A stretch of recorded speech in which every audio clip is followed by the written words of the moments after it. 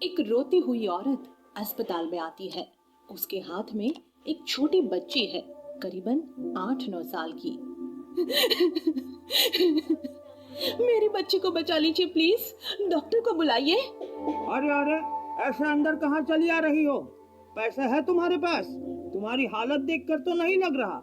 देखिए, मेरे पास बिल्कुल पैसे नहीं, पर मेरी बच्ची की तबीयत बहुत खराब है। मेहरबानी करके डॉक्टर को बुलाइए। ये बहुत बड़े डॉक्टर है, पता नहीं कहाँ कहाँ से आ जाते हैं लोग। चलो जाओ यहाँ से। तभी डॉक्टर वहां से गुजर रहे थे। उन्होंने उस औरत और वार्ड बॉय की आवाज सुन ली। नहीं नहीं, मुझे कुछ धोखा हुआ है शायद, पर अगर ये वही हुई तो। डॉक्टर औरत को देखता है और वार्ड बॉय से कहता है, इन्हें अंदर आने दो। ठीक है सर, जाओ, डॉक्टर साहब तुम्हें अंदर बुला रहे हैं। औरत जल्दी अपनी बच्ची को हाथ में लिए अंदर आ जाती है। प्लीज मेरी बच्ची को देखिए, ये बेहोश हो गई है।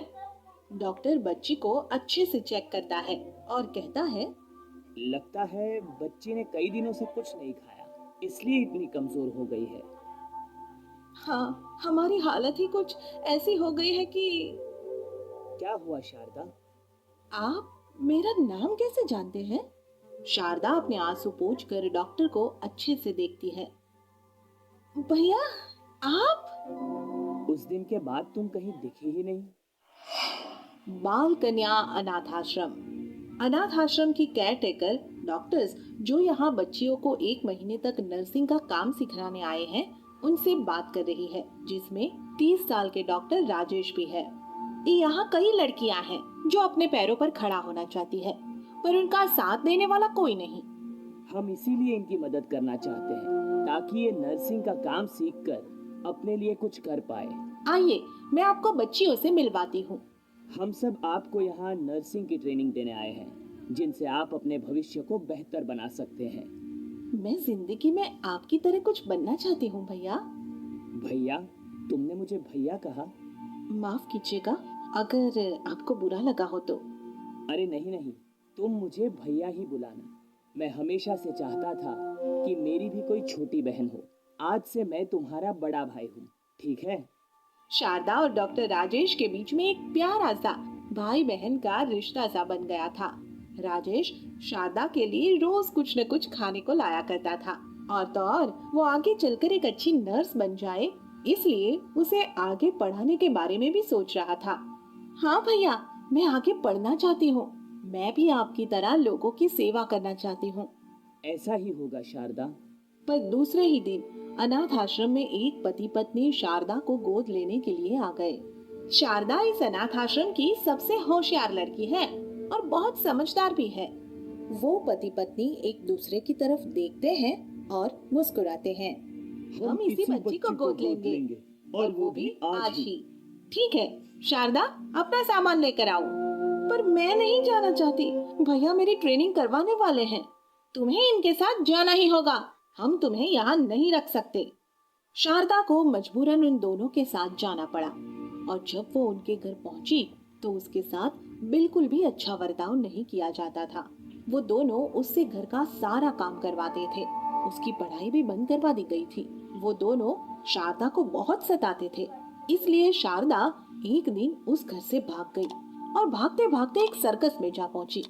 तुम यहाँ काम करोगी तो मैं कुछ पैसे तुम्हें दे सकता हूँ। ठीक है, सर्कस के बाद सब कुछ साफ कर दूंगी, और मैं थोड़ा बहुत नर्सिंग भी जानती हूँ। किसी को चोट लगी तो मलहम पट्टी भी कर दूंगी। शारदा वहाँ काम करने लगी और सर्कस जहाँ जहाँ जाती वो वहाँ वहाँ उनके साथ जाती थी। उसे काम करते करते कई साल हो गए थे और उसने सर्कस में काम करने वाले सतीश के साथ शादी भी कर ली थी, और उसकी एक छोटी सी बच्ची भी थी। और एक दिन अचानक करतब दिखाते दिखाते उसके पति नीचे गिर गए, जिससे उसकी टांग पर गहरा असर हुआ। अब मैं करतब नहीं दिखा सकता, अब हम कैसे अपना गुजरान करेंगे? आपकी टांग के इलाज के लिए बहुत पैसों की जरूरत है, और अब तो हम सर्कस के साथ कहीं जा भी नहीं सकते। शारदा के पास जितने बचे कुचे पैसे थे वो दवाइयों में चले गए। अब तो घर में खाने को भी कुछ नहीं था। मेरी बच्ची ठीक तो हो जाएगी ना भैया? माफ कीजिएगा डॉक्टर साहब। तुम मुझे भैया ही बुलाओ। शारदा, मैं आज भी तुम्हें अपनी छोटी बहन की तरह ही मानता हूँ। उस दिन के बाद मैंने तुम्हें ढूंढने की बहुत कोशिश की, पर तुम्हारा कहीं कुछ पता नहीं चला। आज इस हाल में तुम्हें देखकर मुझे बहुत दुख हो रहा है। अगर मेरी नर्स की ट्रेनिंग पूरी हो जाती तो आज मेरी बच्ची ऐसे भूख से ना तड़प रही होती। तुम अभी भी नर्स की ट्रेनिंग ले सकती हो। शारदा, मैं तुम्हारी मदद करूंगा। तुम अपने परिवार की मदद खुद कर सकती हो। जो वादा मैंने तुमसे 10 साल पहले किया था, उसे मैं आज तक नहीं भूला। शारदा ने डॉक्टर राजेश की मदद से अपनी नर्स की ट्रेनिंग पूरी कर ली और उसके पति का इलाज भी हो गया था। अब वो डॉक्टर राजेश के साथ जरूरतमंद लोगों की सेवा करती थी और उसका सपना था कि उसकी बेटी एक अच्छी डॉक्टर बने।